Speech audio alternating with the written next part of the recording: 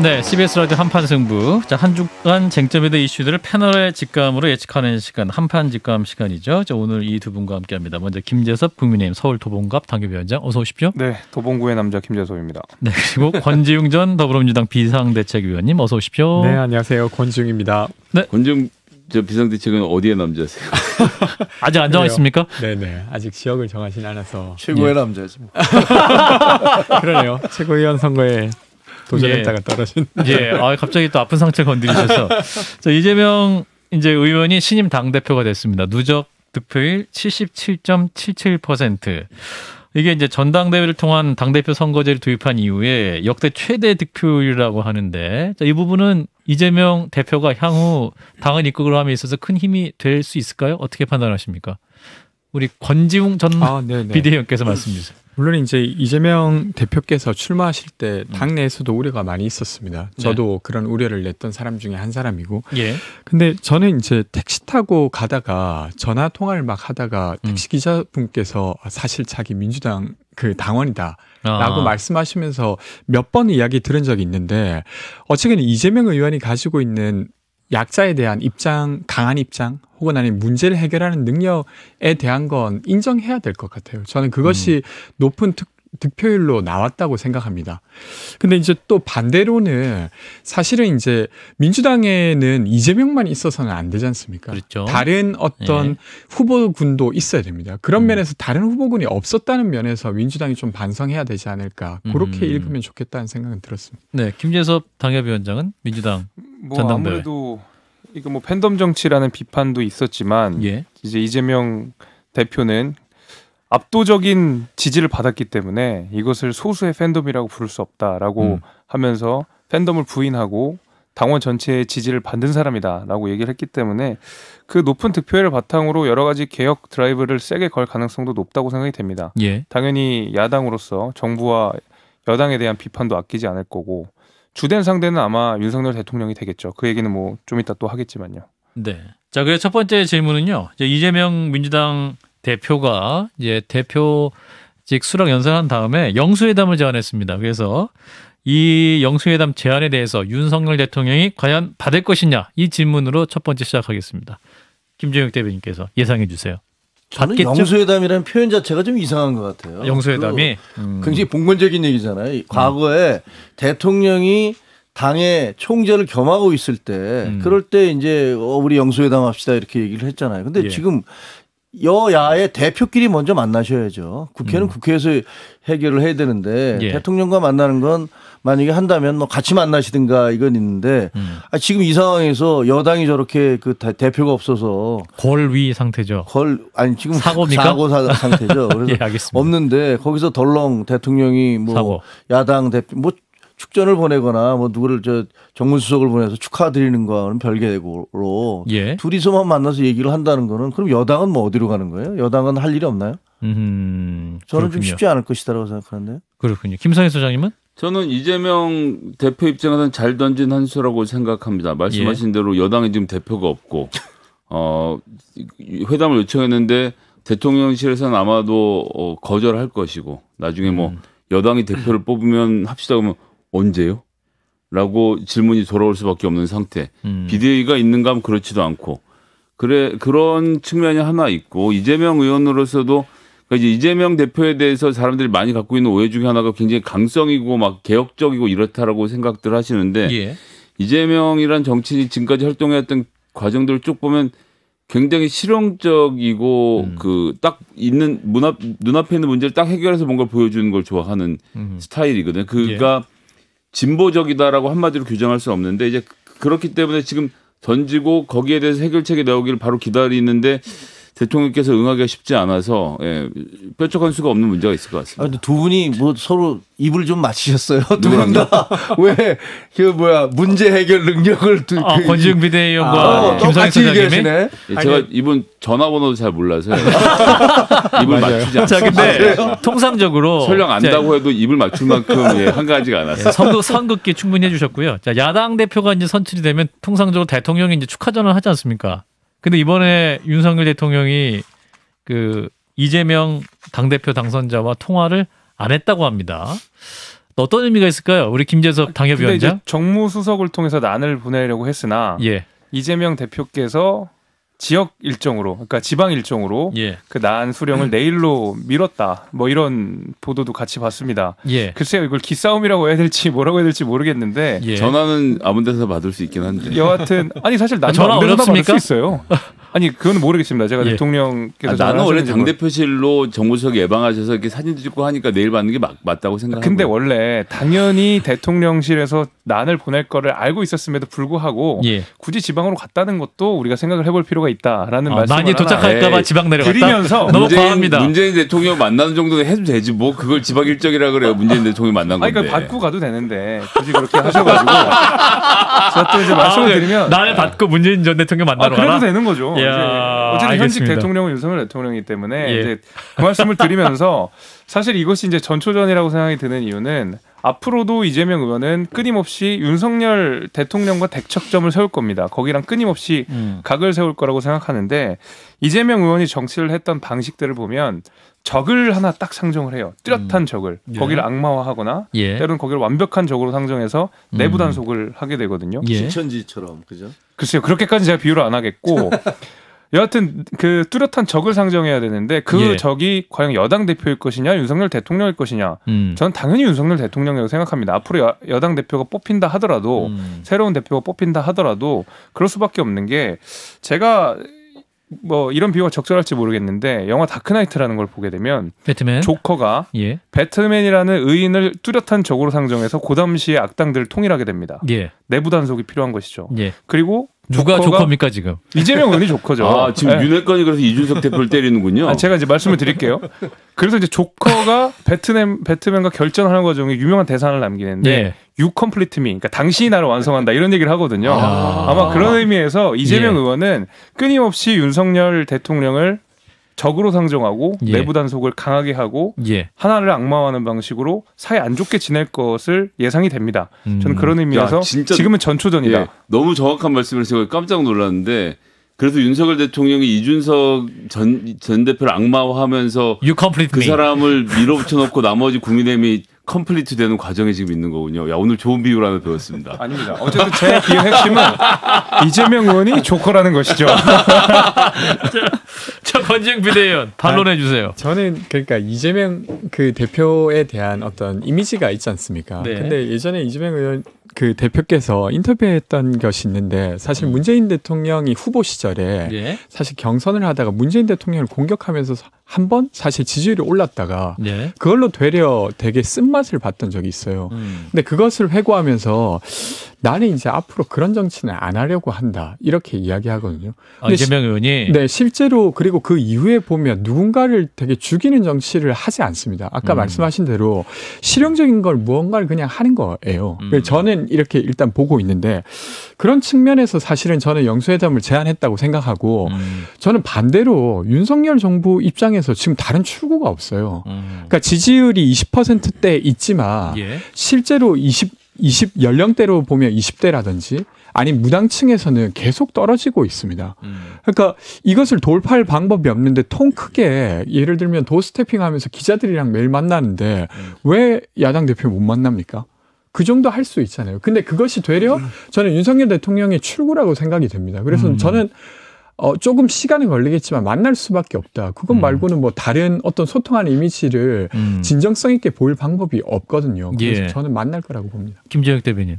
아니요, 저는 그거보다도 아까 뭐 계속 문제 해결 능력 강조를 하시는데 이재명 의원의 문제 해결 능력. 이재명 대표가 그렇게 얘기하시는데 사실은 저 이번에 그 경찰에서 김혜경 씨가 소환됐을 때 그분이 7만 8천 원 갖고서 뭐 소환 당했다. 그다음에 사적으로 공무원한테 도움을 받은 거에 대해서 아내한테 뭐 되게 미안하게 생각한다라고 얘기를 하는 거 보고서 국민들에게 죄송하다고 했겠죠. 네, 뭐 예. 이분이 아직도 이 사태의 본질에 대해서 계속 이렇게 호도를 하시는구나. 사실 그거는 7만 8천 원의 문제가 아니었고 그리고 그 5급 공무원으로부터 도움을 받은 건 사적 도움이 아니에요. 그건 분명한 공적 도움이었다고요.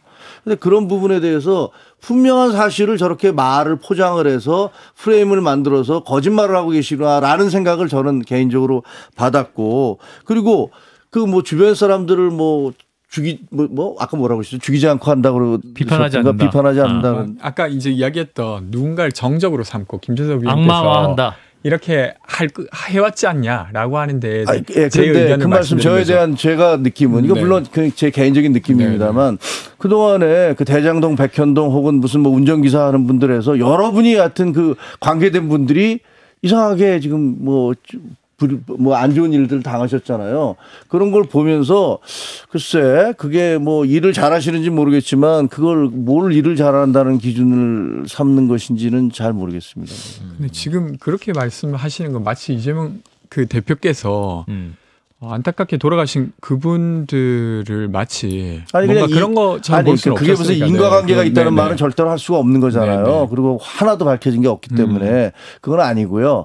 하지만 많은 국민들이 의아해하듯이 왜 자꾸만 그 주변에 관계되는 분들이 저렇게 그 불안한 일을 당할까? 것은 그러니까 뭐 이런 부분들에 대한 의문이 있다는 거죠. 이재명 대표 관련 사법 리스크 관련 말씀하시는 것 같아요. 그러면은 우려했던 대로 지금 오늘도 이제 경찰이 관련해서 검찰 기소 얘기도 했습니다만, 자, 사법 리스크 혼란 우려는 없을까요? 김재섭 당협위원장부터 말씀 주시면. 아니 당연히 있죠. 그거는 너무너무 있는 것이죠. 그리고 그러니까 그건 이제 검찰의 수사 결과들을 지켜보면서 우리가 그 사법 리스크가 어떻게 현실화되는지를 지켜볼 필요가 있는데 제가 조금 더 우려스러운 부분은 결국 그 당무위의 결정 아니겠습니까? 그 정청래 최고위원이 오늘 그 최고위원으로서 했던 첫 모두 발언의 내용이 내부 총질하지 말라는 내용이었었어요. 그러니까 이재명 의원에 대한 비판하지 말라는 소리거든요. 되게 이제 최고위원들이 비슷한 메시지를 내더라고요. 근데 지금 이재명 의원을 향한 여러 가지 비판들을 차단하려고 하는 모양새를 갖추고 있는 상황 속에서 그 최고위원들이 전부 참여하는 당무위원회에서 지금 이재명 의원을 향한 기소 여부를 가지고 이것이 정치적이다 아니다를 판단해야 되는데 그 당무위라고 하는 것이 이재명 의원 들어가 계시고요. 최고위원들, 이재명 의원을 비호하고자 하는 최고위원들 다 들어가 계시고요. 차기 공천을 받아야 되는 각 지역의 시도당 위원장님들 다 계시고요. 누가 감히 손들고 이재명 의원의 지금 사법 리스크 이 기소가 적법한 기소입니다라고 누가 자신 있게 얘기하겠어요. 사실 쉽지 않은 구조가 돼놨거든요. 게다가 이재명 의원 스스로가 대장동의 몸통이 윤석열 대통령이라고 주장하고 있고 법인카드 의혹 역시도 이거는 정치적 수사라고 이미 진즉에 선언을 해놓은 마당에 당무위에서 감히 누가 이재명 의원의 법인카드 수사는 정당한 것입니다 라고 누가 이야기하겠습니다. 그래서 저는 이 사법 리스크가 있는 것까지는 우리가 경찰의 수사를 지켜봐야 되겠지만 아마 당내에서 받아들이지 않을 겁니다. 당무위가 제대로 기능 못할 것이다. 김성현 소장님. 당무위 구성이 일단 상임위원장들이 있습니다. 3선 이상의 짬밥이 되시는 분들 중에 순서대로 가는 것이라 이재명 대표가 임명하지 않고요. 그다음에 시도당 위원장, 서울시당 위원장, 오늘 김영호 위원장 당선이 됐습니다만 17개 시도당 위원장 각각의 선거를 통해서 뽑기 때문에 그 역시 또 이재명 대표와 이재명 대표를 지지한다는 말씀을 개인적으로 하셨는지 모르겠습니다. 상관이 없고 시도지사들 있고 이제 그 정도에서 당무위가 구성이 되거든요. 거기에 각종 간부들이 모여 계신데 거기에서 쓴소리를 못하는 3선 이상 짬밥의 의원들이 그렇게 물론 그렇게 사는 사람도 있지만 안 그렇게 사는 사람도 많이 있기 때문에 말이 안 나. 약해졌어요.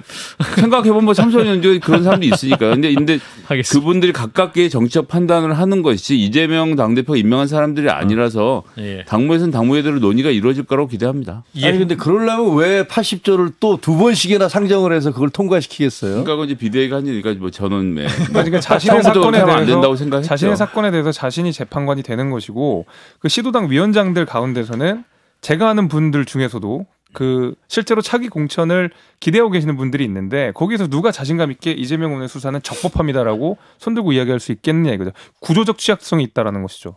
네. 자, 추후에 또 반론할 수 있으면 권중비대요.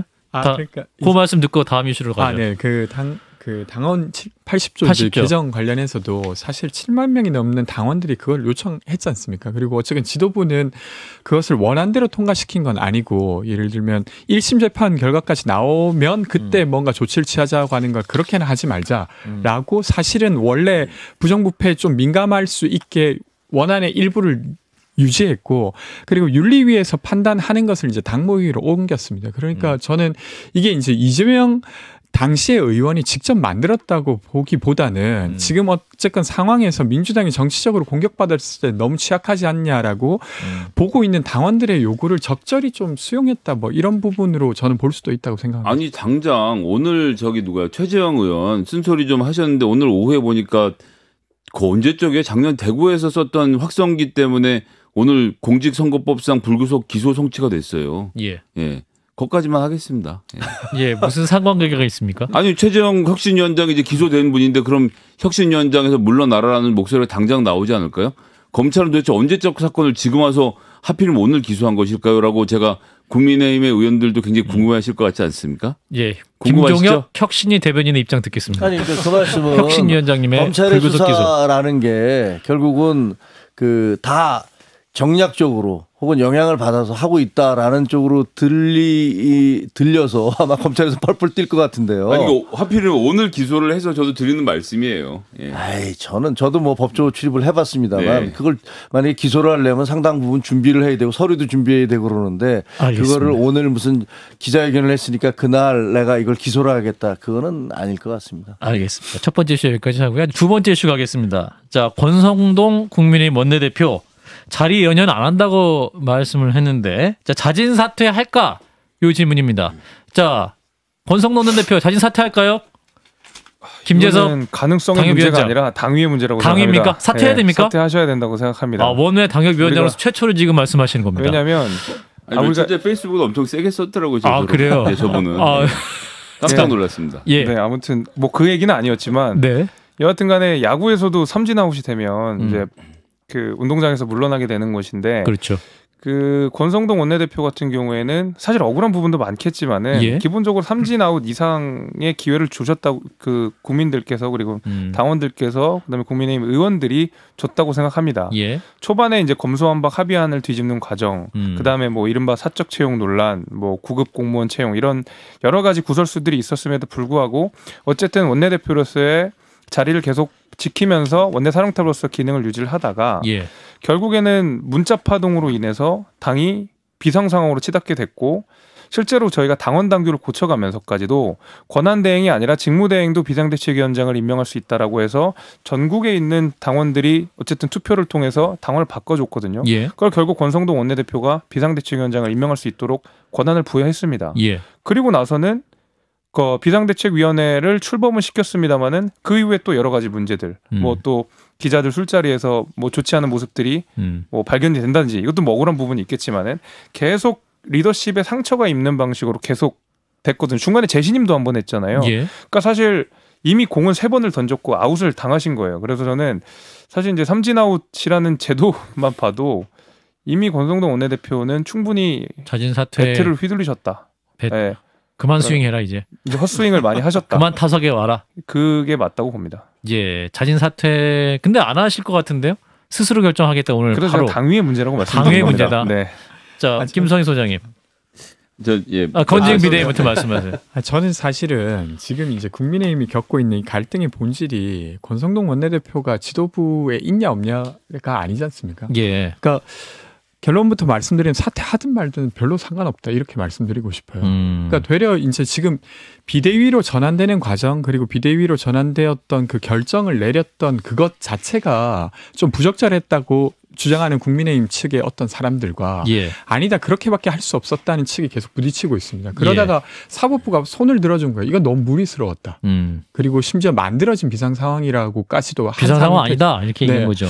그러니까 그러면 거기에 대해서 뭔가 한 발 물러서면서 그래 좀 인정한다거나 이렇게 했으면 좋았을 텐데 사실은 판결이 나왔을 때가 저는 그나마 국민의힘의 기회였다고 생각해요. 그때 조금 한 발 물러서거나 아니면 고민하거나. 그렇죠. 근데 그때 당시에 이제 조영 비대위원장이 당시엔 비대위원장이 법원 판결 너무 부당하고 당혹스럽다 하면서 재판관의 어떤 성향까지도 막 언급하면서 재판부를 공격한단 말이죠. 예. 그러면서 저는 이제 더 돌아올 수 없는 길을 또 건너버렸다고 생각합니다. 그래서 권성동 원내대표가 사퇴하든 안 하든 이 지금 국민의힘 갈등을 만들고 있는 측을 공격하는 사람들이 납득하겠습니까? 권성동 원내대표가 내려간다고? 저는 그렇게 하지 않을 것 같습니다. 자진 사퇴도 안 하든 문제 해결은 그러면 안 된다. 그럼 어떻게 해야지 국민의힘은 지금? 그러니까 저는 그 판결이 나왔을 때가 좀 그나마 기회였다고 생각해요. 딱 재판부의 판결이 나왔을 때 네. 재판부가 정당에 개입하는 건 유감스럽지만 그럼에도 불구하고 그 판결에 대해서 우리가 좀 숙고해 보겠다. 아니면 이 부분은 받아들이고 이렇게 조정해 나가겠다라고 했으면 저는 되려 이 주장, 그 반대측 주장을 하고 있는 이준석 대표 측이 되게 무색해지는 순간이 됐을 거라고 생각합니다. 근데 예. 너무 강대강으로 가버리셨죠. 그래서 금요일 날 그 판결이 좀 갑작스럽게 나왔지 않습니까? 그렇죠. 그때 좀 잘했으면 이 갈등이 좀 완화될 수 있는 계기가 좀 더 만들어지지 않았을까 싶습니다. 근데 그러니까 지금은 달리 방법이 없는 상태인 거죠. 그 방법이 없다. 끝났다. 한참 이게 진행되지 않겠습니까? 그렇군요. 자, 김종혁 대변인께서 어떻게 보세요? 저는 뭐 사퇴 시점은 체리 따봉 나왔을 때 사퇴하는 게 문자 맞았다. 언론에 나왔을 때. 뭐 내가 총리를 할 때 나오는 게 그러면 지금 같은 사태가 벌어지도 않았을 것이라고 생각을 하고요. 근데 어쨌든 지금까지 왔는데 저는 버티기가 쉽지 않을 것이다라고 생각을 합니다. 연일 지금 언론에서 나오고 있고 연일 한두 명씩 계속 국민의힘 내부에서 목소리 내고 있잖아요. 국민 여론을 이길 수 있는 정치인은 없어요. 어떤 경우에도 그런 경우는 없고 그 정치라는 게 결국 말과 타이밍이라고 하잖아요. 예. 적절한 시점에 적절한 얘기를 해줘야 되는데 이게 말과 타이밍으로 극복할 수 있는 단계를 넘어섰거든요. 그럼 쓸 수 있는 카드는 인사밖에 없어요. 그렇기 때문에 지금 대통령도 저 용산에 이제 대통령실도 인사를 하겠다고 하면서 왜 사람을 바꿔야지 그 사람이 계속 있는 한은 아니 뭐 똑같은 사람이 나와서 똑같은 얘기하는데 거기에 대해서 무슨 이게 뭐 새로운 달라진 걸 못 느끼겠어요. 그러니까 대통령실도 그렇게 바뀌고 있는데 당도 결국은 또 무슨 권성동 그 원내대표가 계속 이걸 하신다면 국민들이 과연 거기에 대해서 그거를 받아들일 수 있을까요? 이준석 전 대표가 이제 어제 SBS 기자랑 얘기했나요? 한 방 더 얘기를 했죠. 그래서 오늘 한 방 더 쐈습니다. 가처분 신청 더 냈는데 지금 TK 지역에 있죠. TK 대구 경북 지역에 있는데 언제 언론에 다시 나타날까요? 이준석 전 대표. 세 번째 질문입니다. 우리 한때 이핵관. 자, 김재섭 당협위원장. 제가 언제 통화하셨는지 여쭤보지 않겠습니다. 곤란하실 테니까. 네. 한 2년 전쯤 된 것 같습니다.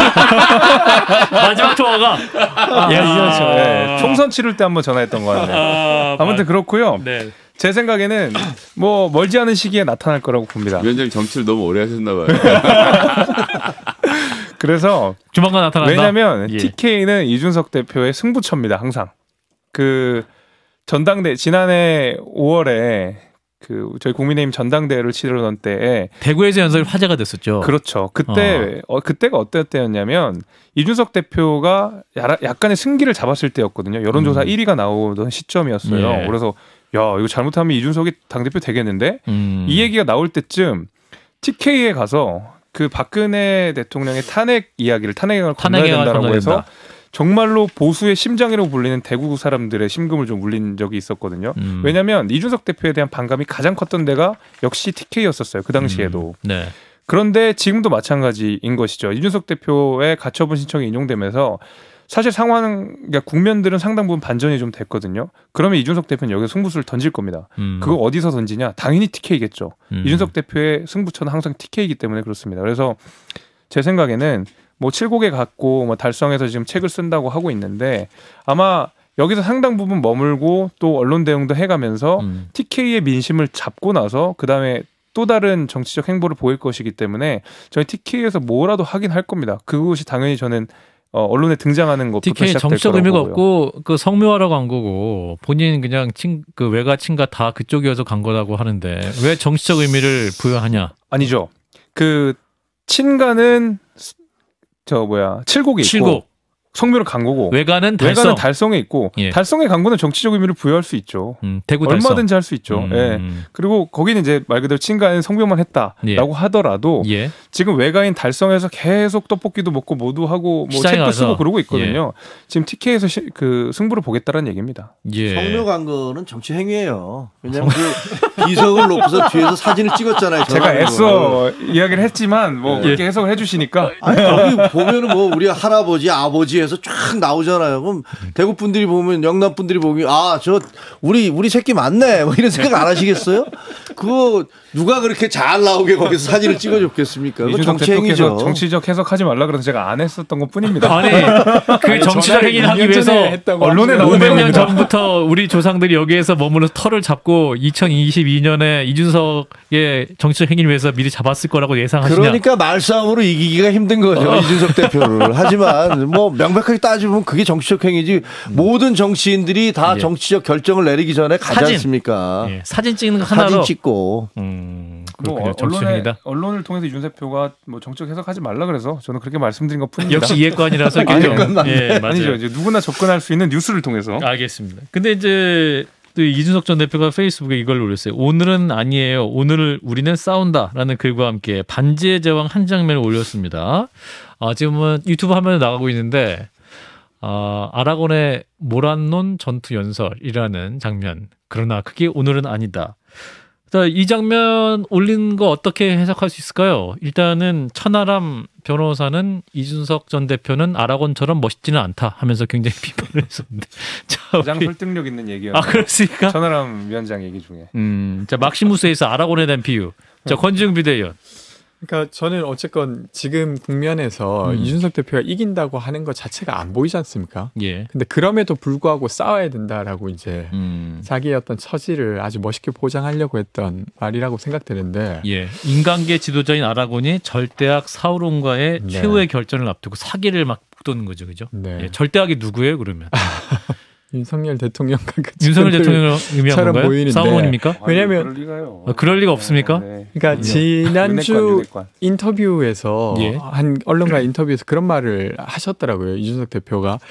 그러니까 그 내부 총질 문자가 공개되었을 때 조금만 반응이 있었더라면 여기까지 안 왔다. 나 여기까지 안 왔다. 이렇게 이야기하죠. 저는 좀 인간적으로 좀 이해는 됐어요. 그러니까 예를 들면 그 생활 세계에 살고 있는 사람이 아무리 정치인이라 하더라도 계속 그 권력을 꼭 져야겠다 이렇게 생각하진 않는다고 생각합니다.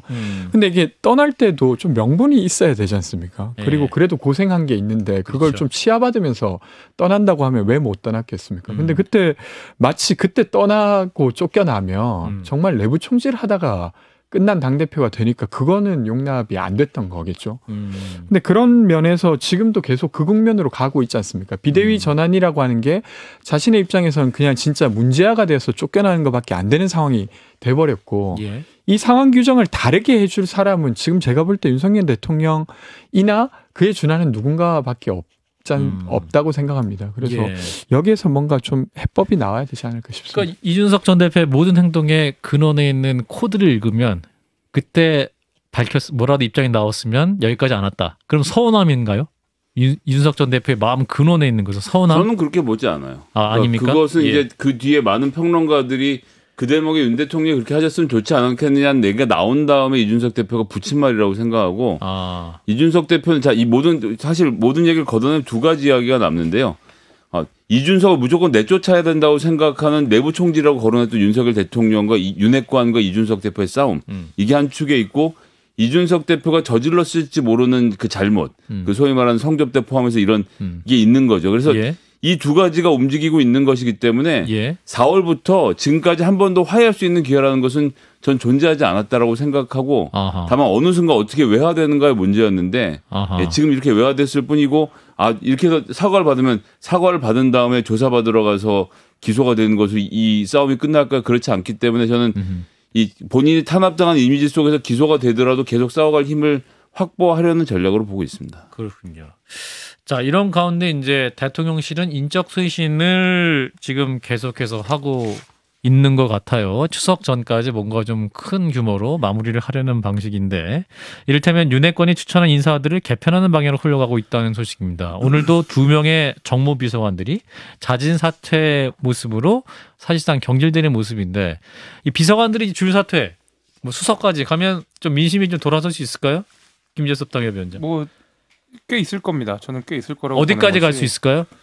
글쎄요. 이제 30% 초반대니까 인사 쇄신만으로는 40%까지 가는 건 어렵고 그 쇄신된 인사들이 얼만큼 역량을 보여주느냐에 따라서 40%까지도 볼 수가 있을 텐데 지금 인사 쇄신의 핵심적인 것은 이제 뭐 언론 보도에 따르면 이제 뭐 장제원 의원이 추천한 인사들을 대거 뭐 빼내고 있다, 솎아내고 있다라고 이야기를 하는데 저는 꼭 그렇게만 보지는 않습니다. 그러니까 그것이 장제원 의원이 추천한 인사들이 그 안에 포함되어 있기 때문에 그렇다고 보는 것이고 그 안에 보면 윤석열 대통령의 최측근이라고 불렸던 그 이원모 비서관 역시도 이 개혁 대상에 지금 포함이 되어 있거든요. 네. 그렇다고 본다 그러면 사실은 지금 대통령실의 인사쇄신이라고 하는 것이 어떤 특정 세력이나 특정 인물에 중점을 둔 것이 아니라 인사에 관한 문제점이 꾸준하게 지적된 이후로부터 제 생각에는 아마 테스트를 한 것 같아요. A/B 테스트를 이렇게 잘 돌려서 네. 어떤 상황에서 이 사람들이 어떻게 일을 하는지를 두고 보고 정말 솎아내야 될 사람을 솎아내는 시간이 좀 필요했다고 생각하고 그것이 지금부터 본격적으로 일어나고 있다고 생각합니다. 그래서 뭐 7층에는 뭐 피바람이 분다는 표현까지도 언론에서 나왔는데 정무수석실이 있는 거. 예. 네. 아마 그런 의미에서 이번에 대대적인 인사 개편들이 있을 것이고 끊임없이 인사평가들을 통해서 가장 좋은 인재들을 대통령실에 들여놓는 방식으로 하다 보면 언젠가는 또 지금보다는 훨씬 좋은 모습을 보여드릴 테고 그러면 이제 국정 지지율도 좋아질 거라고 봅니다. 근데 이 가운데 김무성 전 대표 민주평통 부의장에 내정됐다는 뉴스가 있었는데 그 내정이 철회될 수도 있다라는 뉴스가 나오고 있습니다. 김무성 전 대표가 장제원 의원과 가깝습니까? 부산에 또 의원하셨던 분이니까. 자, 김종혁 대변인. 네. 어떤 의미일까요? 김무성 전 대표 민주평통 부의장 내정 철회 검토. 윤핵관에 지우겠다? 이런 식으로 하면 사실 인사에 대한 신뢰가 많이 떨어지거든요. 그렇죠. 처음에 김무성 전 대표가 뭐 제가 개인적인 아는 분이어서 말씀드리기도 좀 그런데 사실은 뭐 많은 사람들이 왜 그분을 거기다가 앉히느냐. 민주평통 부의장에.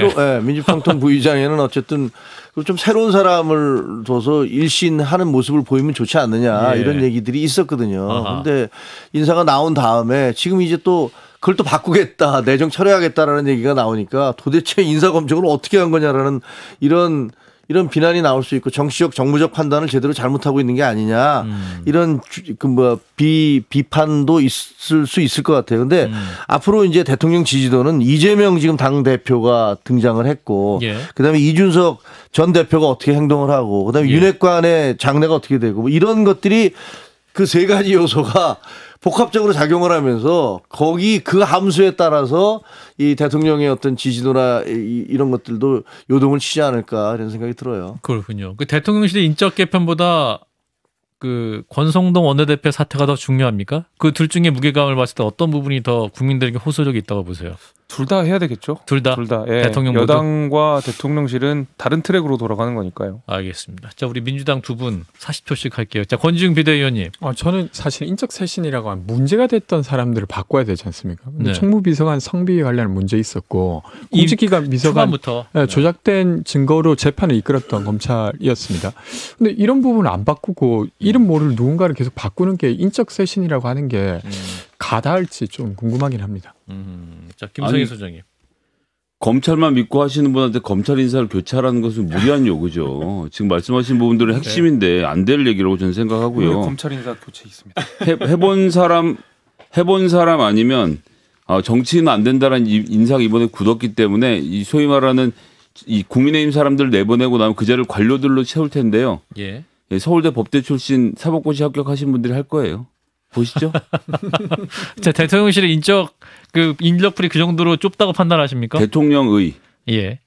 대통령실이 아니고 대통령이 아시는 분이 그렇게 돼서 그렇게밖에 안 된다는 것은 우리가 다 알고 있는 사실 아닙니까? 게다가 인사비서관, 총무비서관이 전부 다 검찰 출신 인사들인데 예. 거기서 무슨 새로운 아이디어가 나오겠습니까? 예. 뭐 오늘 정무비서관들 사실상 경질 가닥 이 뉴스가 지금 나오고 있는데요. 또 추가적으로 또 어떤 부분에서 인선이 또 인적 쇄신이 있을지 그 부분은 지켜보도록 하겠습니다. 자, 오늘 한판 직감은 여기까지 하도록 하죠. 김재섭 국민의힘 서울도봉갑 당협위원장, 권지웅 전 더불어민주당 비대위원이었습니다. 두 분 고맙습니다. 고맙습니다. 감사합니다. 좋아요, 구독, 알림 설정.